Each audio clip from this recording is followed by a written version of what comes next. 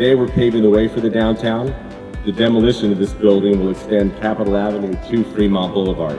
Imagine looking down this road from Fremont in the future and you will see shops on both sides of the street, landscaping, wide sidewalks, more bicyclists, a new civic center with a community center, and viable public spaces and a bustling sidewalk culture.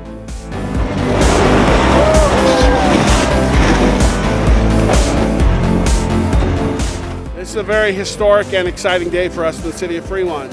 You know, when 5 small towns came together in 1956, we never really had a downtown, and since that time people have been hankering for a downtown, and it's real exciting for us to actually do something. I'm thrilled that this is happening.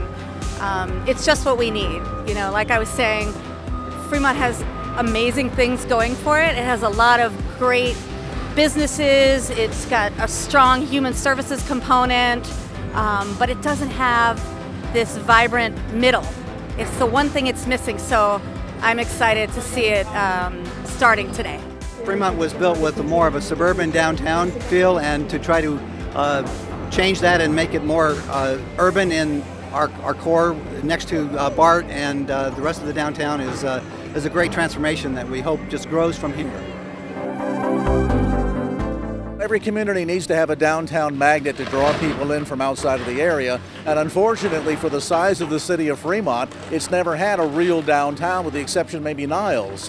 And so moving in that direction to bring more business, more people into the city of Fremont, and obviously more revenue and better living style for the folks that live here, I think is a good thing. Cool, right? See?